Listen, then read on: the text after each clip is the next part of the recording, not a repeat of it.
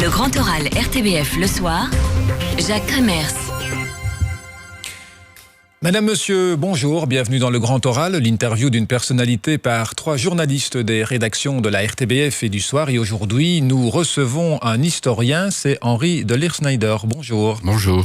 Henri de Leersnijder, vous êtes collaborateur à l'Université de Liège, essayiste, auteur de plusieurs ouvrages, dont un sur le national-populisme.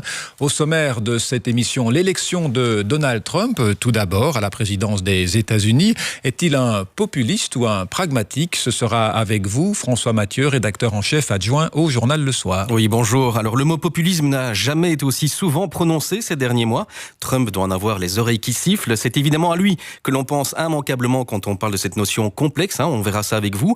On verra aussi précisément avec vous ce que recouvre ce mot qui fait peur et s'il s'applique à un personnage haut en couleur comme le futur 45e président des États-Unis. Et puis, nous nous poserons cette même question, cette fois du côté du vieux continent. Qui sont les populistes européens? Ce sera avec vous, Jean-Pierre Jacquemin, directeur de l'information à la RTBF. Oui, bonjour, c'est vrai qu'on va traverser cet océan que certains pourraient déjà qualifier d'océan de haine pour voir ce qui se passe en Europe et évidemment en Belgique. Puis j'aimerais aussi vous interroger sur qui vote pour ces nationaux populistes, comme vous les appelez, pour faire la distinction avec certains autres courants qu'on pourra aborder. Évidemment, tout le monde se pose des questions sur Le Pen en France, mais il y a l'Autriche qui va réélire un président de la République, même s'il est honorifique, ça pourrait être un personnage d'extrême droite. Il y a d'autres pays, particulièrement les pays du nord de l'Europe, que l'on disait si ouverts, dont on pense que la sécurité sociale est si parfaite et les systèmes éducatifs au top, et qui votent beaucoup pour des nationaux populistes. On se retrouve dans quelques instants. Et en Belgique, vous l'avez dit, Jean-Pierre, qu'en est-il? Qui sont les populistes de Flandre, de Bruxelles et de Wallonie, ceux d'hier et d'aujourd'hui? Et nous verrons avec vous, Henri de Leersnijder, que le concept est multiple, qu'il a un caractère polymorphe. Enfin, une note positive pour terminer. Vous nous direz, Henri de Leersnijder, quelles sont les pistes pour un sursaut démocratique. C'est parti pour 40 minutes. Nous sommes sur Internet, en radio sur la première et en télévision sur la 3. Avant d'entrer dans le vif de l'actualité, un peu de définition, Henri de Leersnijder, c'est quoi un discours populiste? C'est quoi précisément le populisme? Eh bien, c'est un mot qui est très mal défini et qui s'esquive dès qu'on essaie de le placer ou de le mettre dans un carcan précis. En fait, c'est un concept fourre-tout. Une auberge espagnole d'un vocabulaire politique ou idéologique mal défini. Le plus souvent, il est utilisé comme arme de combat pour disqualifier un adversaire. Et celui qui l'utilise pour le disqualifier prétend ainsi se donner un label démocratique à bon marché. La stratégie des populistes, c'est donc d'instrumentaliser les peurs? Bien sûr, il se base essentiellement sur ces peurs pour se hisser sur le pavois du pouvoir. Quand je dis que le mot populiste est utilisé dans un but polémique, il ne faudrait pas que celui qui arrive avec un argument... Avec une injure, en quelque sorte. Oui, mais celui qui arrive avec un argument, et avec, oui, mais ce n'est pas très, très juste cette société qui laisse sur le bas-côté de la route avec cette mondialisation ultralibérale, ce n'est pas très juste tout ça. Si on lui dit à ce travailleur, par exemple, que c'est populiste, eh bien c'est une façon de mépriser l'argument. Autrement dit, ça me rappelle dans Molière, couvrez ce sein que je ne saurais voir. Alors précisément, comment distinguer ceux qui sont vraiment des populistes de ceux qui ont des idées nouvelles, puisque c'est un mot aujourd'hui que l'on en prend, que l'on utilise un peu à toutes les sauces. En fait, je dirige ici ma cible contre ceux qui, comme vous l'avez dit, instrumentalisent les peurs pour en tirer les bénéfices électoraux. Et je trouve ça extrêmement regrettable de la part d'un mandataire politique. Il faut dire qu'en Belgique, jusqu'à présent, on n'est pas encore arrivé dans ces dérives les plus extrêmes. Parce qu'en fait, de quoi est-ce que ça retourne en fait? On voit très bien que dans le cocktail qu'ils utilisent, les mandataires ou les politiques populistes, qu'est-ce qu'ils disent? En fait, il y a d'un côté l'antiparlementarisme, l'anti-élitisme, l'anti-système, l'anti-establishment. Et d'un autre côté, il privilégie ses peurs, il souffle dessus avec ce qu'on peut appeler les 3 I, islam, insécurité et bien sûr immigration. Avec une influence importante sur ceux qui aujourd'hui constituent les élites, ceux qui ont le vrai pouvoir politique, les populistes, ils influencent la décision publique déjà aujourd'hui, Henri de Leers-Snyder. Je crois que dans plusieurs pays européens, ils ont une visibilité médiatique qui n'existait pas autrefois. Après 1945, après ce qu'on appelle les 30 Glorieuses, il y avait bien des partis d'extrême droite, mais totalement minoritaires. Mais qu'est-ce qui se passe maintenant? C'est que les idées ou les passions que les populistes sont en train de mettre sur le plateau politique, eh bien, on est en train de constater que certains partis politiques traditionnels, en fait, sont à l'écoute de cela. Peut-être, à nouveau, par stratégie politique électorale. On a dit parfois qu'il posait les bonnes questions et apportait des mauvaises réponses. Je crois que c'est Laurent Fabius qui avait dit ça. À propos de l'extrême droite, évidemment. Oui, parce qu'en fait, il y a une désespérance énorme dans notre société. On est dans une société anxiogène. Et il y a plusieurs peurs. La peur économique avec les délocalisations, la mondialisation, j'ai pas besoin d'insister. Il y a la peur politique face à une Union européenne qui est souvent perçue à son sommet comme une Europe technocratique, et qui ne s'occupe pas beaucoup, finalement, des simples mortels qui sont astreints à essayer de se sauver dans la vie quotidienne. Et puis, il y a une peur culturelle. Cette peur culturelle est liée avec une société de plus en plus multiculturelle et avec, bien sûr, l'islam, et faut-il le dire, une certaine tendance meurtrière qui est l'islamisme. Mais ce qui est totalement dégoûtant de la part de certains, c'est nationaux populistes, c'est qu'ils soufflent sur ce feu à des fins purement électorales. Donc, c'est un fameux appel à nos démocraties de retrouver le chemin des plus défavorisés dans notre société. Alors, on va parler des populistes d'aujourd'hui, mais vous êtes historien, Henri de Leers-Snyder. Le populisme ne date pas d'aujourd'hui, il a sans doute traversé les siècles. C'est qui, pour vous, des exemples de grands populistes des siècles derniers? On peut remonter à l'Antiquité ? Certainement. Avec le côté démagogique, bien sûr. On pense bien sûr à Jules César. Jules César, qui était une famille plutôt patricienne, mais qui s'est appuyé sur les couches les plus populaires pour se hisser au pouvoir et qui a pris des mesures pour les plus pauvres, les plus démunis. Et vous savez que ça s'est mal terminé pour lui. Ça ne se termine pas toujours très mal.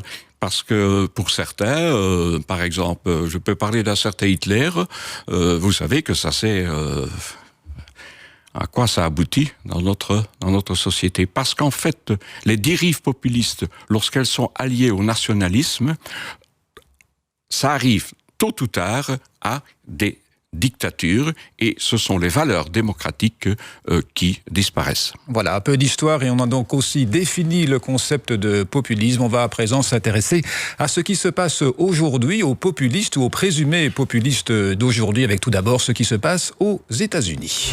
Le Grand Oral, RTBF le soir.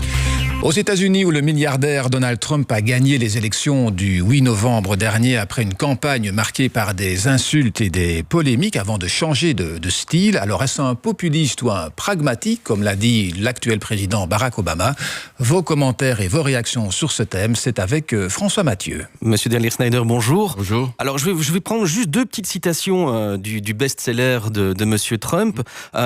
Si vous vous faites escroquer, dit-il, escroquer en retour et au centuple. Je vous en cite une deuxième. Les gens ne doivent pas être respectés, car beaucoup ne le méritent pas. Les lions tuent pour se nourrir, mais les hommes, eux, tuent pour le sport, par exemple.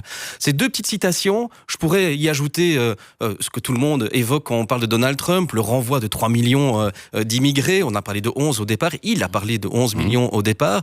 Est-ce que c'est du populisme ou, vous l'avez évoqué tout à l'heure, de la dérive populiste? C'est du populisme à la xème puissance. On n'a jamais assisté... C'est pas de la xénophobie? Il y a de la xénophobie, il y a du racisme, il y a de la misogynie, on peut continuer, de l'homophobie, etc. C'est extrêmement regrettable qu'une démocratie comme les États-Unis, c'est une démocratie, puisse arriver à de telles dérives. Et ça peut évidemment apporter de l'eau au moulin des populistes européens, faut-il le dire.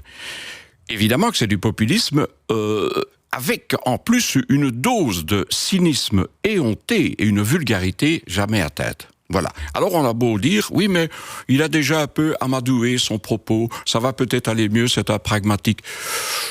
Quand on voit son je ne sais pas entourage, très bien. Comment ? Oui, quand on voit son entourage, on craint aussi. Faut-il parler de Stéphane Bannon ? Par exemple, c'est quand même lui. Est-ce que c'est un populiste, lui ? Parce que vous l'avez dit, Trump, ça n'est pas un idéologue. Écoutez, le mot populisme, on a dit, est extrêmement élastique. Oui. Mais entre nous, c'est quand même très proche du nationalisme et de l'extrême droite. Stéphane Bannon est un type d'extrême droite. Et dangereux. Ah, évidemment, dangereux. Vous savez que il est totalement raciste, xénophobe, anti-avortement, etc. Et il est partisan quand même de la suprématie blanche. Et le voilà maintenant à la Maison Blanche. Oui, on devrait être le plus proche de Trump Mais pendant c'est la lui campagne et le plus proche de Trump à C'est l'administration. lui qui fait la campagne de Trump. Et le voilà devenu le chef de la stratégie et le principal conseiller. Alors, je pourrais vous rétorquer que Monsieur Buisson de l'extrême droite a été très proche de Sarkozy. Oui. Oui, ça se termine parfois mal. Il y a des bonnes nouvelles pour le populiste. Hein, ça se termine parfois mal. Donc, je parle ici, bien sûr, pour Sarkozy. Voilà, qu'est-ce qu'on peut dire ? Je trouve quand même que Patrick Buisson, que j'ai entendu récemment sur France Culture, n'a peut-être pas la virulence de ce... Je ne vole pas au secours de celui qui était à la tête, vous savez, de l'hebdomadaire Minute, bien sûr, Patrick Buisson. Mais Bannon, il y a là tout un ingrédient, au point que Fox News, qui est de tendance républicaine, l'a appelé, vous savez, le Goebbels. Voilà. Hein. Donc, il est aussi assez proche de toutes les théories du complot. Et le mensonge ne le gêne pas lorsqu'il s'agit d'atteindre un but électoral. Les hoax, les canulars, etc. Vous savez qu'on est arrivé à une époque de la post-vérité, une époque de la post-vérité, au point que la démocratie, on va sûrement en reparler, mais qu'est-ce que ça devient, cette démocratie ? Aujourd'hui, c'est du spectacle. Ah, Guy Debord, la société du spectacle, ça avait déjà été écrit en 1967. Donc, on pourrait arriver de plus en plus, je pense à la Hongrie, faut-il évoquer la Turquie, à la démocrature. Vous connaissez le mot valise. Voilà. Il y a une dérive extrêmement inquiétante. Alors parfois on me dit, oui mais tu exagères, etc.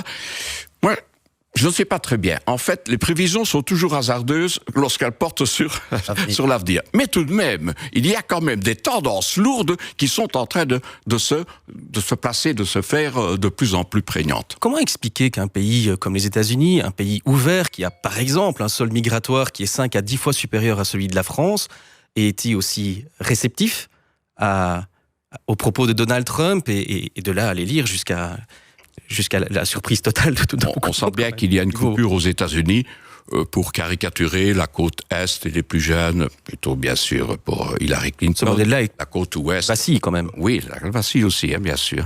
Et plutôt à l'Ouest, bien sûr, plus démocrate.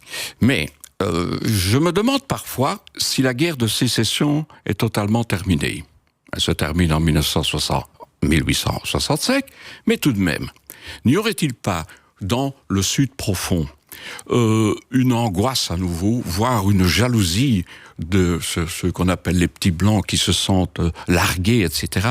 Une jalousie vis-à-vis des Noirs, vis-à-vis de ceux qui ont réussi, une crainte vis-à-vis des Hispaniques, des Afro-Américains, etc. Il y a quelque chose là-bas comme s'ils allaient devenir minoritaires aux États-Unis. Et je me demande aussi, dans l'optique de l'anti-élitisme, qui est au cœur même du populisme, s'il n'y aurait pas une sorte de révolte contre les intellectuels. Parce que Barack Obama, c'est un intellectuel, Harvard, il parle bien, il présente bien, son épouse Michelle a beaucoup de charme, etc.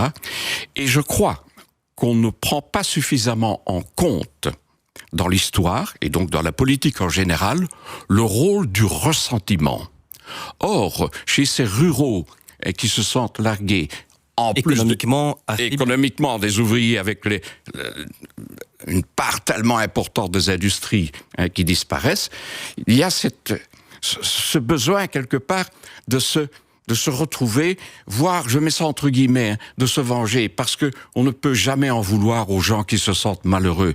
Mais ce n'est pas en prenant la distance, ce n'est pas en prenant la voie vers Trump que ça va nécessairement aller mieux pour eux. Ça se termine toujours mal, justement, pour le peuple. Est-ce qu'il faut Même craindre si pour les États-Unis, alors ? Ils utilisent toujours le mot peuple d'une façon pour le magnifier comme s'il était monolithique, etc. Pour eux, c'est un marchepied pour arriver au pouvoir. Est-ce qu'il faut avoir peur ? Comment ? Est-ce qu'il faut avoir peur de Donald Trump et craindre pour les États-Unis pour l'avenir ? Oui, parce que, je répète, je ne sais pas l'avenir.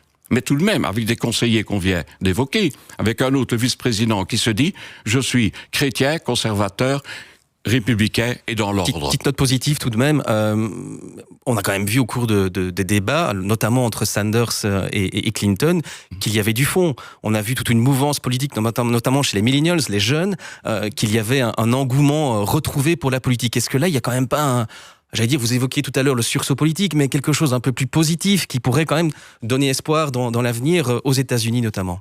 Moi, personnellement, je ne crois qu'au combat, au meilleur sens du terme. Donc, ce sont les idées souvent qui mènent le monde. Vous connaissez la parole de Gramsci.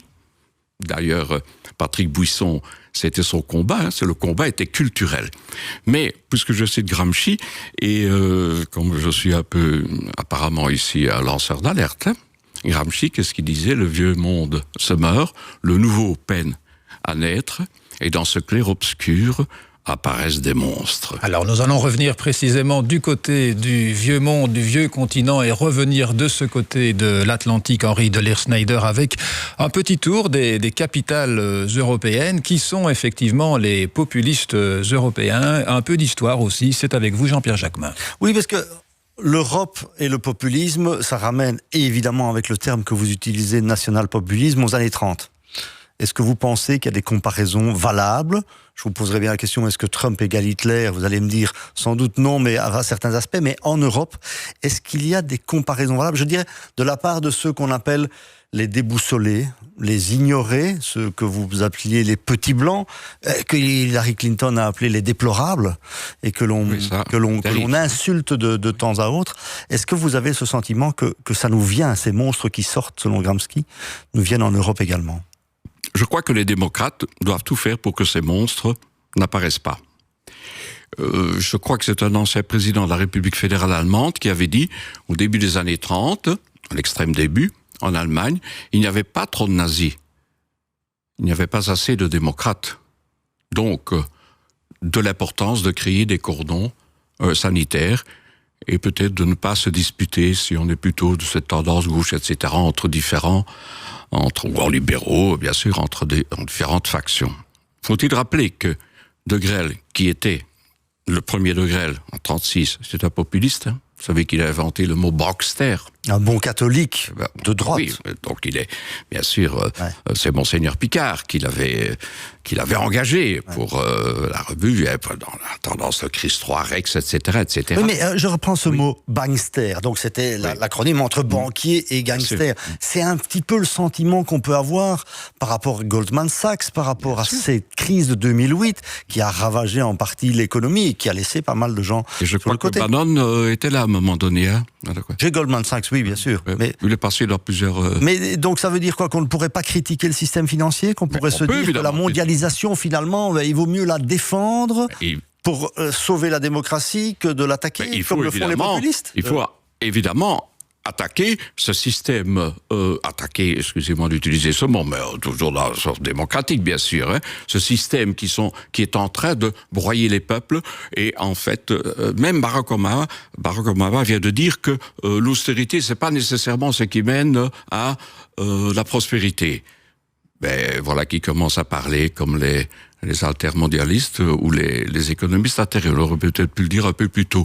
Donc, les peuples se sentent grugés par une politique d'austérité qui qui les mène dans le mur finalement. Et c'est pour ça que il faut absolument avoir des politiques, qu'on remette en place des politiques qui ne sont pas en train d'appauvrir donc ceux qui ne vivent que par leur travail. Henri de Snerder, je veux bien entendre qu'il y a peut-être encore moyen de faire quelque chose, mais j'ai quand même les souvenirs. Vous parliez tout à l'heure de cette Olympe européenne, donc ces dirigeants européens qui vivraient tellement... Parce que j'aime bien l'image. Oui, bien sûr. Ouais. Elle a peut-être son sens, mais déjà à l'époque, je pense que c'est Jacques Delors qui a inventé le terme de subsidiarité. Autrement dit, faire redescendre les décisions là où elles doivent être prises, c'est-à-dire à l'échelon le plus proche des gens.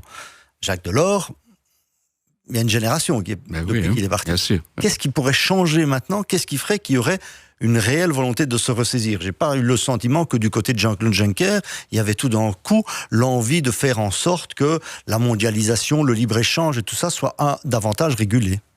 Il faudrait absolument que les politiques ne soient plus perçus comme les acolytes des marchés, des grands marchés. Donc, essayer d'arriver à entendre peut-être plus volontiers les corps intermédiaires que sont les associations telles que les syndicats. On aurait tendance aujourd'hui à criminaliser leurs actions. Comment voulez-vous qu'autrefois, malgré tout, on adhérait plus ou moins dans la social-démocratie à une vision commune? Aujourd'hui, face à ce rouleau compresseur de l'ultralibéralisme, eh bien, le fait de mener une action sociale sur le terrain est à la limite presque perçu comme de tendance criminelle ou terroriste. Où va-t-on avec ça?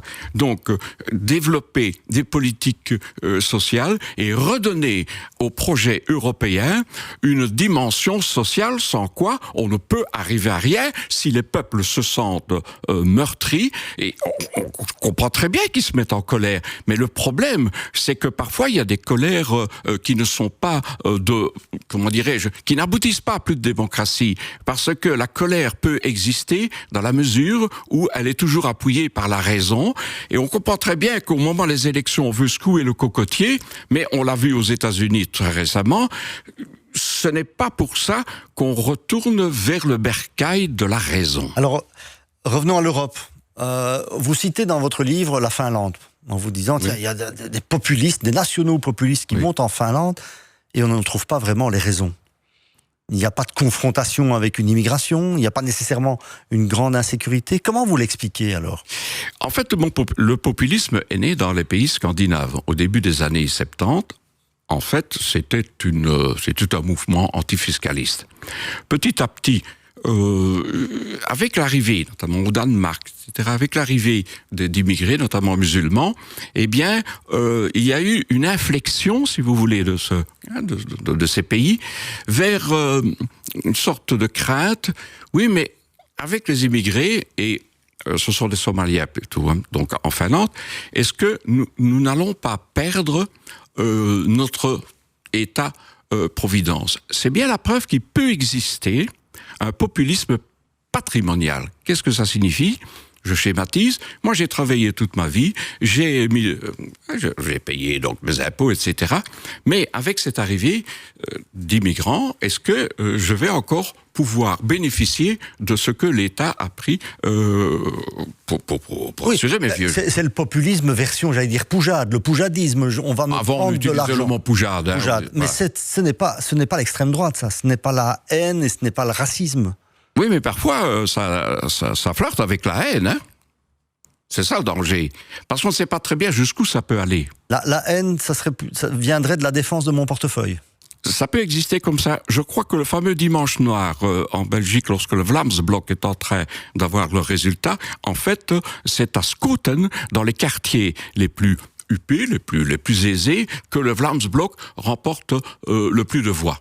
C'est bien la preuve que c'est, vous l'avez dit, polymorphe, polysémique, et que cette tendance, notamment dans les classes moyennes, lorsqu'elles commencent à perdre leur statut, eh bien très généralement, ça file vers le poujadisme ou le populisme, comme vous l'avez dit. C'est pour ça qu'il faut lutter. Alors précisément, nous allons à présent évoquer la situation en Belgique avec vous, Henri de Leersneyder. Je vous rappelle que vous êtes professeur d'histoire, essayiste, auteur de l'ouvrage Démocratie en péril et collaborateur à l'Université de Liège.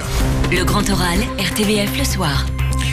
Est-ce qu'il y a une spécificité belge concernant précisément les populismes, Henri de Leer-Snyder? Mais il y a eu, on vient d'en parler un moment, il y a eu en 36, donc 37, il y a eu l'aventure donc de Grelle, et honneur quand même aux partis politiques de l'époque, le Parti catholique, le Parti ouvrier belge, le Parti socialiste et les libéraux. Ils ont fait un cordon sanitaire, et aux élections avec Van Zeeland, ils se sont donc prémunis contre ce danger. C'est bien la preuve qu'il peut y avoir toujours une possibilité, une réaction au meilleur sens du terme, face à un danger potentiel qu'il représentait. Et vous savez que De Grelle s'est jeté, bien sûr, dans les bras d'Hitler.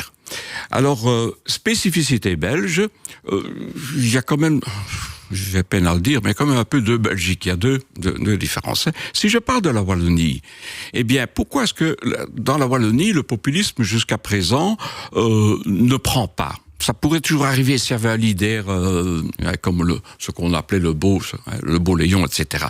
En fait, parce que je crois que c'est un milieu industriel. Et dans les milieux industriels wallons, il y avait des gens qui venaient d'un peu partout. Que ce soit bien sûr des Polonais, des Italiens, etc. Et le fait de travailler ensemble, notamment au fond de la mine, on a tous évidemment du charbon, on est tous voilà, sur les joues, le visage, etc. Eh bien, crée une solidarité. Ça, c'est un élément, je crois, important, le fait que ce soit un milieu industriel où des gens se sont retrouvés ensemble dans une même condition sociale. Il y a Est-ce aussi que ça tient la route? Excusez-moi, je pose une question. Est-ce que dans le Limbourg, le mélange, le brassage entre des ouvriers flamands et des ouvriers turcs, par exemple, ne devrait pas donner la même chose? Or, on a vu monter Ici, je parlais plutôt, bien sûr, du passé, mais j'allais bien sûr y arriver. Donc, je voulais quand même ajouter aussi que le mouvement ouvrier en Wallonie s'est inscrit dans le monde socialiste, et aussi le monde démocrate chrétien, en gros, je vais très vite là, et le fait que ces deux piliers, surtout socialistes, subsistent toujours, eh bien, je crois que c'est quand même, je dis quand même, c'est quand même un rempart contre des dérives de type nationaliste. Alors, du côté de la Flandre, qu'est-ce qu'on peut dire? Mais la Flandre, il y a une tendance, je vous apprendrai en disant qu'il y a une tendance évidemment nationaliste, donc la NVA, Vlaanderen, etc. La Flandre était beaucoup plus rurale, enfin vous savez tout ça, et mon père lui-même, venu du Limbourg, travaillait à Coqueril, etc. Et ça n'a jamais trop posé de problème. Donc, en ce qui concerne mon identité, il n'y a aucun problème à ce point de vue-là. C'est bien la preuve que quand on souffle sur les identités, ça c'est toujours quelque chose de déplorable. Je reviens maintenant à la Flandre. Eh bien, la Flandre voulait son indépendance. Alors, qu'est-ce qui se passe? Et maintenant, comme elle est économiquement plus forte, il y a une tendance à vouloir rester entre soi en Flandre et à lâcher la Wallonie, parce que la Wallonie, maintenant, économiquement, va évidemment moins bien. Donc, dans ce populisme, on n'en sort pas, ce populisme, il y a une tendance à vouloir rester, je répète, entre soi, et c'est une tendance d'un égoïsme économique. Or, il n'y a pas de nation s'il n'y a pas une solidarité minimale. Faut-il le dire que la Wallonie a beaucoup aidé par son travail et par sa richesse la Flandre. On attendrait peut-être de retour. Est-ce que ça signifie que Bart de Wever est populiste? J'aurais tendance à dire qu'il est plutôt nationaliste, mais qu'il a de temps en temps des propos de caractère populiste, lorsque, par exemple, il dit, il y a quelques années, qu'est-ce qu'il dit à un hebdomadaire allemand, la Flandre ne doit pas continuer à donner de l'argent à la Wallonie, comme donc donner de la drogue à un junkie. Ça, c'est évidemment extrêmement déplorable. Comment est-il possible pour un homme de cette intelligence? Je crois que c'était l'homme le plus intelligent de Flandre. Le rôle de la télévision est très important aussi. Il a participé à une émission de télévision. Vous avez parlé de cordon sanitaire. Oui. Il y a un cordon sanitaire médiatique qui existe côté francophone et qui dit que, en direct, dans des débats, on n'invite pas l'extrême droite. Certains la remettent en cause maintenant, pour ne pas le cacher, puisque c'est public, le directeur des programmes de RTL. Qu'est-ce que vous en pensez? Est-ce que ça a été efficace? Et est-ce que, parce que les populistes viendraient au pouvoir, il faudrait lâcher le morceau? Le tour, encore une fois, c'est de définir ce qu'est le populisme. Je sais que un des premiers livres que j'ai écrit, c'était sur l'affaire du poids de détail de Jean-Marie Le Pen.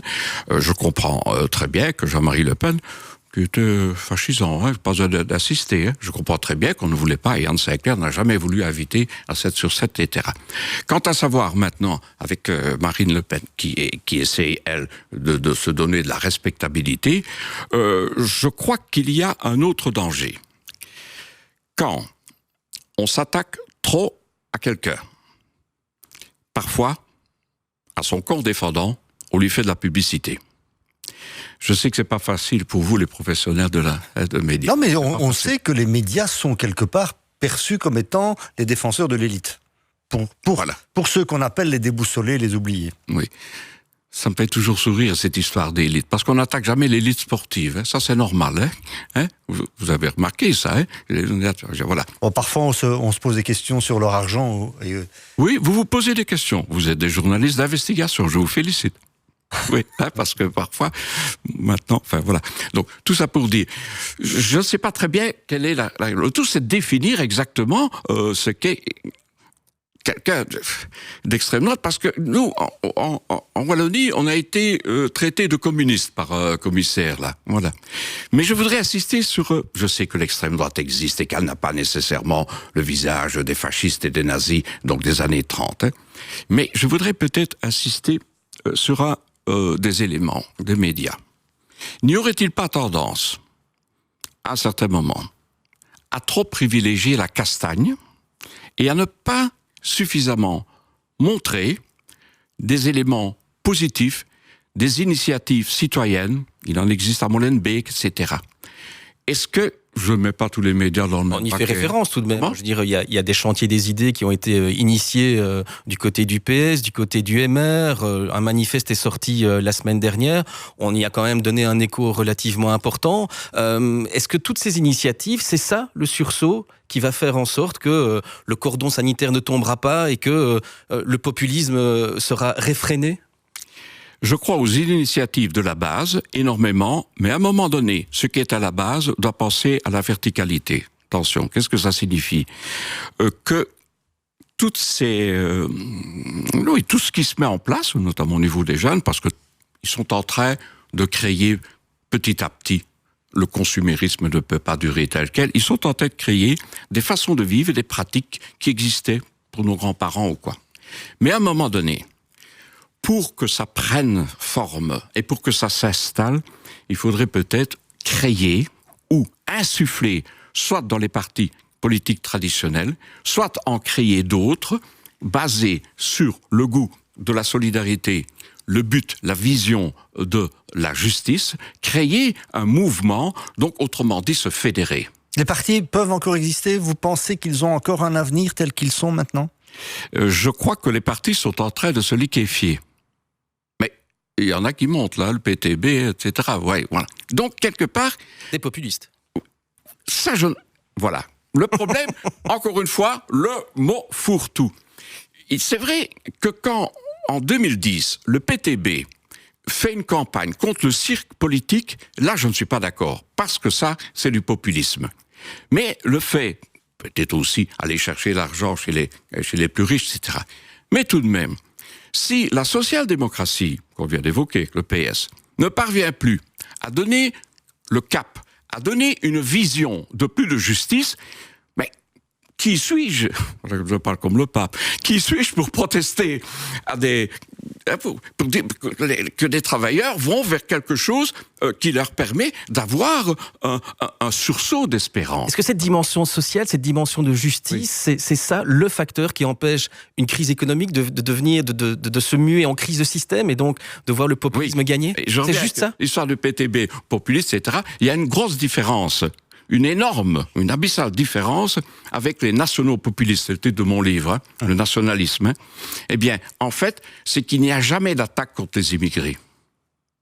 À partir du moment où on s'en prend comme bouc émissaire de la situation économique actuelle et qui perdure, et on est dans une mutation, à partir donc de l'instant où on dit que c'est de la faute de l'étranger, de celui qui vient d'ailleurs, etc., des migrants, de ceux qui fuient la guerre, c'est la pire des choses. Et là, on ne le trouve pas, à ma connaissance, dans le PTB. Ça, c'est une différence essentielle. Même si à gauche, quand Mélenchon écrit un livre, qu'ils s'en aillent tous, et puis qu'il traite Hollande de capitaine de pédalo partant de tempête, c'est un peu comique, bien sûr, ça peut exister aussi. Oui, parce qu'on a vu, je me rappelle, il y a longtemps, une dizaine d'années, peut-être même une quinzaine d'années, une couverture syndicale rouge qui s'en prenait aux travailleurs de l'Est et qui les stigmatisait quelque part. On était dans le populisme alors ? Et qui avait fait cette affiche ? Je pense que c'est du côté de la FGTB. C'est pas bien. Alors, on va terminer cette émission, Henri de Lersneider, avec quelques-unes de vos pistes. Vous en avez déjà évoqué, d'ailleurs, pour un sursaut démocratique. Parmi celles-ci, vous écrivez qu'il faut gagner la bataille des mots. C'est d'ailleurs le titre de votre dernier ouvrage, cette fois celui qui s'intitule « Les mots de l'espoir ». Et parmi ces mots, notamment, vous choisissez le mot « peuple ». Pourquoi ? Eh bien, que le crime n'a-t-on pas commis au nom du peuple comme au nom donc, de la liberté. C'est le slogan de Marine Le Pen pour sa campagne, au nom du peuple. Mais c'est toujours le peuple. C'est toujours un peuple donc monolithique, mythique, mythifié, quoi, où il n'y aurait pas de différence d'intérêt, d'opinion, de classe, etc. Donc là, j'ai mis cette rubrique donc dans mon livre. Toujours, je mets une perspective historique. En fait, il y a deux définitions quand même de peuple. Mais si je reviens donc à la Grèce antique, il y a le peuple ethnos et il y a le peuple démos. Démos qui va donner bien sûr démocratie. Ethnos, ben, on est là dans l'ethnie, on n'est pas loin de l'identité meurtrière. Meurtrière, Malouf bien sûr. Voilà. Quand les gens n'ont plus que ça, les gens de peu, j'aime bien cette expression d'un sociologue, quand les gens n'ont plus que ça, parce qu'il n'y a plus, la social-démocratie ne donne plus de vision, comme on a dit, eh bien, c'est pas vers là que ça va nécessairement aller, vers du mieux, je vais dire. Voilà. Donc, redonner au mot peuple ces lettres de noblesse, donc démos. Et, si vous le permettez, j'ai repris ici un petit livre, ce ne sera pas trop long, une petite lecture, que je cite d'ailleurs dans mon livre, Louis Guillou, La Maison du Peuple. La préface avait été faite par Albert Camus, nous sommes dans les années 30. Presque tous les écrivains français qui prétendent aujourd'hui parler au nom du prolétariat sont nés de parents aisés ou fortunés. Ce n'est pas une tare, il y a du hasard dans la naissance et je ne trouve cela ni bien ni mal. Je me borne à signaler aux sociologues une anomalie et un objet d'étude. On peut d'ailleurs essayer d'expliquer ce paradoxe en soutenant, avec un sage de mes amis, que parler de ce qu'on ignore finit par vous l'apprendre. Autrement dit, que les mandataires politiques, parfois, c'est facile pour moi de le dire, mais le nez dans le guidon, qui n'ont pas nécessairement la longue perspective historique des gens comme Delors, Jean Monnet, Schuman, qui avaient connu la guerre, eh bien, à un moment donné, qu'ils s'adonnent un peu peut-être à la lecture. Et peut-être qu'ils pourraient, comme ça, comprendre ce que ces gens de peu, ces gens du peuple, ce qu'ils éprouvent, ce qu'ils souffrent. Mais quand vous avez un François Hollande qui les appelle, si l'on en croit son ex-femme ou son ex-concubine, les sans-dents, comment ne pas imaginer que le mépris continue à exister ? Parce que dans le mot, je suis tout à fait évidemment que ça continue à exister, parce que dans le mot peuple et populisme, il y a dans populisme l'étymologie, l'étymon, peuple, bien sûr. Donc, ceux qui dirigent et qui s'estiment être dans ce cercle de la raison, en fait, auraient tendance, comme vous l'avez dit, à mépriser et à trouver le peuple, l'intempestif, le méprisé, comme si on les engueulait. Est-ce que vous allez comprendre qu'il n'y a que l'austérité qui compte, etc. Mais rien ne prouve que ça va aller beaucoup mieux en prenant le peu de choses, le peu d'argent qu'il y a encore chez les plus démunis de notre société, si brutal aux plus faibles. Ce qu'on entend, c'est oui, on a bien compris le message, on doit mieux expliquer. Mais derrière l'explication, voudrait dire que les autres sont des ignorants et qu'ils n'ont rien compris. Est-ce que la thématique n'est pas plutôt de dire qu'est-ce que vous avez à nous dire ? Est-ce que les gens, j'allais dire, les gens de bonne volonté. Écoutons-les le plus souvent. Écoutons-les et puis agissons en fonction de ce qu'ils nous disent, ou écoutons-les et puis on fera quand même ce qu'on doit penser être bon pour la direction des opérations. La Commune de Paris, j'ai donné cours la semaine dernière là-dessus. Ce sera votre conclusion. Comment ? Ce sera votre conclusion. La Commune de Paris, donc dans les cours, aux élections, sur 79 élus, il y avait 33 ouvriers et artisans. Et si on écoutait un peu plus, justement, ces gens qui vivent de leur travail, donc que la politique ne soit plus uniquement une profession. Je n'ai pas le programme dans le détail, mais ce que je peux vous dire, et ce sera ma conclusion, parce que je me nourris beaucoup de poésie, René Char, à chaque effondrement d'épreuve, le poète répond par une salve d'avenir. Voilà, merci beaucoup Henri Dollers-Schneider, merci aussi à François Mathieu et à Jean-Pierre Jacquemin. Je rappelle, Henri Dollers-Schneider, les titres de vos 2 ouvrages. Le premier, Démocratie en péril, et le dernier ouvrage que vous venez de publier, Les mots de l'espoir, 2 ouvrages dont nous avons largement parlé lors de cette émission. Je vous rappelle que cette émission précisément, vous pouvez la revoir sur notre plateforme rtbf.be/ovio, sur le site de la Première et sur le site du journal Le Soir. On se retrouve la semaine prochaine avec un nouvel invité et d'autres sujets d'actualité.